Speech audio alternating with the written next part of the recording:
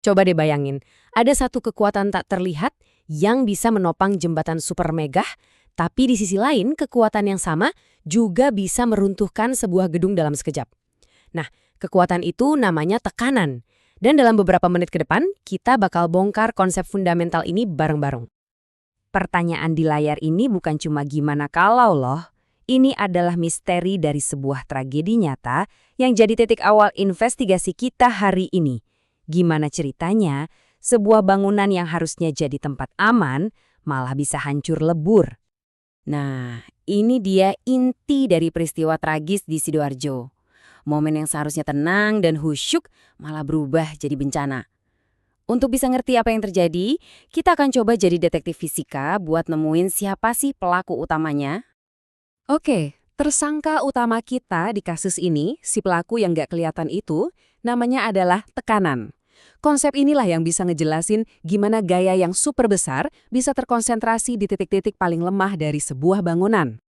Gampangnya gini deh, tekanan itu soal seberapa besar dorongan yang diterima sebuah permukaan dan seberapa luas permukaan yang nerima dorongan itu. Nah, ini definisi inti yang bakal kita bedah lebih dalam. Dan ini dia kode rahasia di baliknya. P sama dengan F dibagi A. 3 huruf simpel ini ternyata ngatur semuanya loh, mulai dari jejak sepatu kamu di tanah becek sampai ke pondasi gedung pencakar langit. Yuk, kita bongkar satu persatu. Biar benar-benar paham soal tekanan, kita harus kenalan dulu sama dua pemain utamanya, Gaya dan Luas. Hubungan mereka berdua ini unik banget. Seringkali malah kayak tarik ulur gitu, saling berlawanan. Coba kita balik lagi ke kasus gedung yang runtuh tadi ya. Gaya atau F itu adalah beban super berat dari adukan beton basah di lantai atas. Sementara Luas atau A itu adalah jejak atau total permukaan dari semua dasar tiang yang harus nahan beban raksasa itu. Wah, lihat rumus-rumus begini mungkin bikin pusing ya. Eits, tenang dulu. Kamu nggak perlu hafalin semua ini kok. Kuncinya cuma satu, pahami aja kalau luas itu intinya tentang seberapa besar area kontaknya. Semakin gede areanya, bebannya bakal makin tersebar. Nah, ini dia intisari dari semua obrolan kita. Coba bayangin pisau dapur deh. Ujungnya kan tajam banget, luasnya kecil banget. Makanya, dorongan kecil dari tangan kamu aja udah cukup buat menciptakan tekanan yang luar biasa besar buat memotong sesuatu. Prinsip yang sama persis berlaku di gedung itu. Sekarang, yuk kita tes pemahaman kita bareng-bareng pakai beberapa teka-teki visual. Ini bakal bantu banget buat memantapkan konsep hubungan antara luas dan tekanan di kepala kita. Oke, coba perhatiin 4 bentuk ini. Anggap aja beratnya semua sama. Nah, berdasarkan yang barusan kita pelajarin, mana nih yang ngasih tekanan paling kecil? Dengan kata lain, mana yang nyebarin bebannya di area paling luas? Coba tebak, saya kasih waktu dikit buat mikir. Kalau jawaban kamu D, selamat, kamu bener banget. Bentuk D ini punya jejak di lantai yang paling luas. Artinya, beratnya jadi paling tersebar dan tekanannya jadi yang paling kecil. Ini contoh sempurna dari hubungan terbalik antara luas dan tekanan. Oke, lanjut ya. Pertanyaan mirip, tapi bentuknya beda nih. Semuanya sama-sama berat, 100 kg. Kira-kira mana yang paling ramah sama lantai di bawahnya?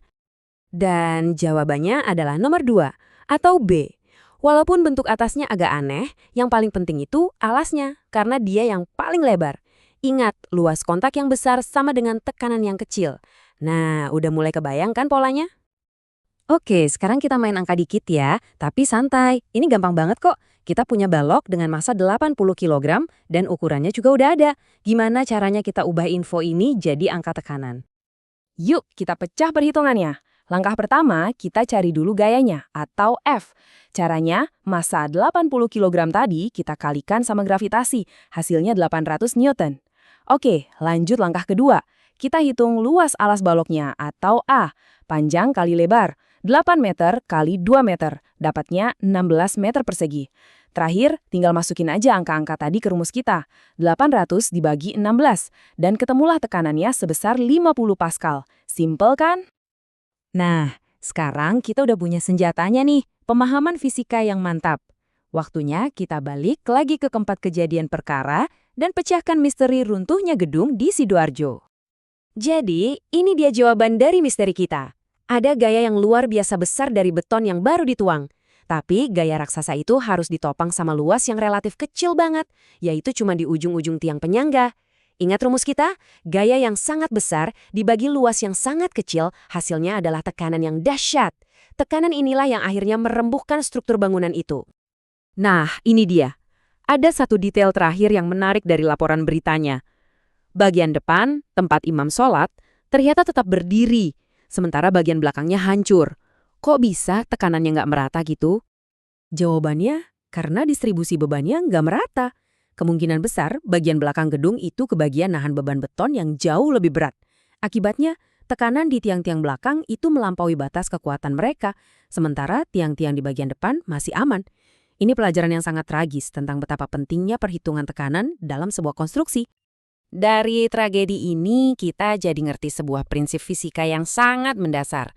Tekanan itu ada di mana-mana, dari pondasi rumah kita sampai teknologi canggih di kantong kita. Pertanyaannya sekarang, setelah kamu paham cara kerjanya, coba deh lihat sekeliling. Di mana lagi kamu bisa melihat kekuatan tak terlihat ini sedang bekerja?